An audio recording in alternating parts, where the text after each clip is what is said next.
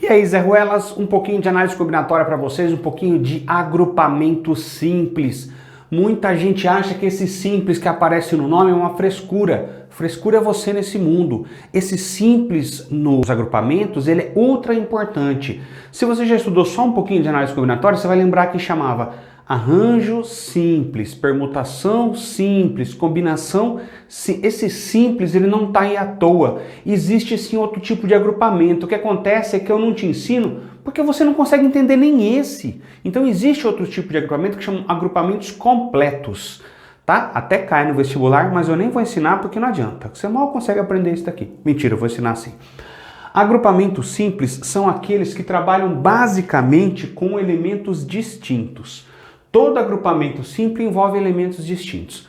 Começou a ler o seu enunciado, viu que existe possibilidade de repetição de elemento, não encaixa agrupamento simples. Agrupamento simples só trabalha com elementos distintos e de mesma natureza. Essa mesma natureza eu vou tentar explicar em outro agrupamento. Aqui no arranjo é muito complicado de explicar, mas em outro agrupamento eu consigo.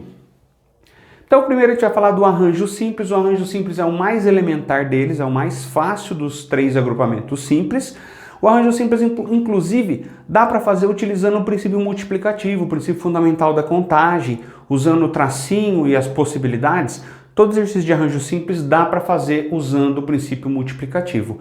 Alex, se dá para fazer desse jeito, por que você está ensinando o outro? À toa, pode desligar o vídeo, vai fazer outra coisa da sua vida. Ou não. Arranjo simples. Olha só, para você identificar o exercício, sempre vai ter um total de n elementos todos distintos, senão não é simples. Vai ter um total de n elementos e a gente vai colocar P no nosso grupo. Atenção, mongoloide, o P tem que ser menor que o N.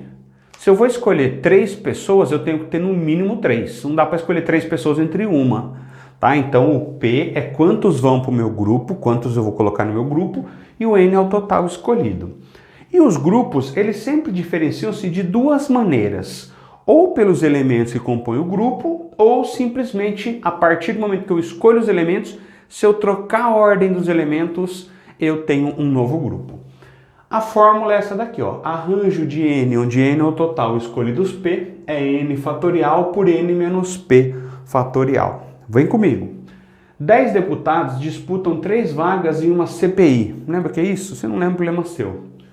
Diretor, vice-diretor e relator. Eu não fiz a pergunta porque eu estou com preguiça, eu não escrevi a pergunta, mas a pergunta seria: quantas são as maneiras de escolher esses 3 deputados? Quantas são as maneiras distintas de escolher esses 3 deputados?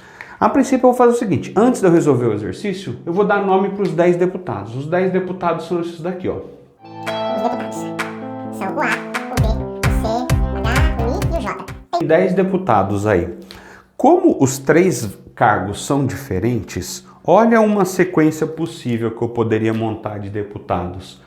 Deputado A, deputado B, deputado C. Observa que eu coloquei parênteses, daqui a pouco eu explico por quê. Então o primeiro é o diretor na ordem vice e relator. O A é o diretor, o B é o vice e o C é o relator. Observa que essa sequência aqui, apesar de ter as mesmas pessoas que a outra sequência, é uma sequência diferente. A, B e C e B, C e A são diferentes. Então, essas duas sequências são diferentes. Que também é diferente de uma outra assim, ó. Aqui eu troquei os elementos. Nessas duas primeiras, eu mostrei para você que os grupos estão se diferenciando pela troca de ordem. E aqui já pela troca de elementos. Eu tenho 2 jeitos para fazer esse exercício. O primeiro jeito de fazer, usando a fórmula, já que a gente está falando de arranjo, eu faria arranjo de 10 pessoas disponíveis, eu vou escolher 3. Arranjo de 10 escolhidos 3, ficaria 10 sobre 10 menos 3 fatorial, que ficaria 10 sobre 7, desceria o 10 até o 7, 10, 9, 8, 7, tem o 7 aqui, dá para fazer a simplificadura do 7 com 7, 10 vezes 9, 8, 10 vezes 9 vezes 8, 720. Essa seria a minha resposta. Outro jeito de fazer, outro modo de fazer, talvez muito mais intuitivo nesse exercício, seria assim, ó. Diretor, vice-diretor, relator. 10 possibilidades aqui, 9 aqui, 8 aqui. Das mesmas 720. Sim, todo exercício de arranjo simples pode ser montado usando o princípio fundamental da contagem. Qualquer um. Tudo bem? É que às vezes, isso é comum na prova do Enem ou até em outras provas, ele não termina o exercício, ele te força a usar arranjo, ele deixa a resposta assim, ó, 10 fatorial sobre 7 fatorial, para ver se você saberia que aquilo ali é um exercício de arranjo simples. Então é normal em exercício do Enem, por exemplo, ao invés de ele colocar a resposta final, cabeça, ele vai lá e coloca 10 fatorial por 7 fatorial. Mais um exemplozinho. O Campeonato Brasileiro de Futebol. Gosta de futebol? Ah, não gosto. Caguei porque você gosta, porque você não gosta. Não tô nem aí pra você. O Brasil gosta de futebol. Ah, eu sou do Brasil e não gosto. Problema seu. O Brasil gosta. Exercícios de futebol, eles caem em prova de vestibular. Ah, eu não gosto de futebol. Duas coisas básicas você tem que saber, mesmo que você não goste. Para ter um jogo, precisa de 2 times. Essa é a primeira coisa que você tem que saber. Segunda coisa, um time de futebol tem 11 jogadores, já contando com o goleiro. Essas duas coisas é bacana saber para resolver exercício. O Campeonato Brasileiro de Futebol é disputado por 20 clubes em turno e retorno. Eu vou tentar te explicar o que é turno e retorno. Turno e retorno é assim, ó. Quando joga o time A contra o time B, é diferente do time B contra o time A. Ah, Alex, eu sei, eu gosto de futebol. A diferença é no estádio de quem que tá jogando. Verdade, aqui tá jogando no estádio do A, aqui tá jogando no estádio do B. Na verdade, a diferença é de renda. Quem é o dono do estádio fica com o dinheiro do ingresso. Mas o mais importante é o seguinte. A contra B é um jogo que eu conto. B contra A é outro jogo, ele vai acontecer de novo em outro lugar. É isso que eu quero dizer com turno e retorno. Então, A contra B e B contra A são jogos diferentes. Coringa e São Pedro e Coringa são jogos diferentes.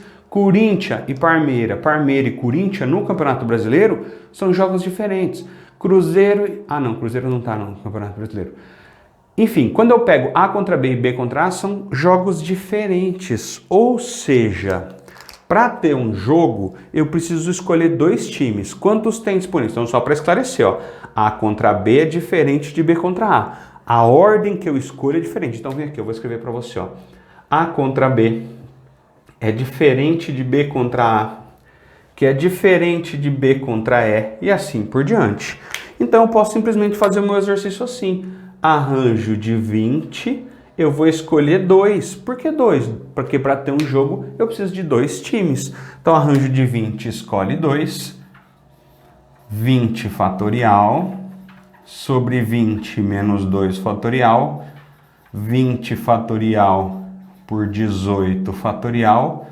20 vezes 19 vezes 18. 18. Faz a simplificadora do 18. 20 vezes 19, eu tenho um total de 380 jogos. Alex, seria possível calcular isso daí usando só os tracinhos? Seria sim.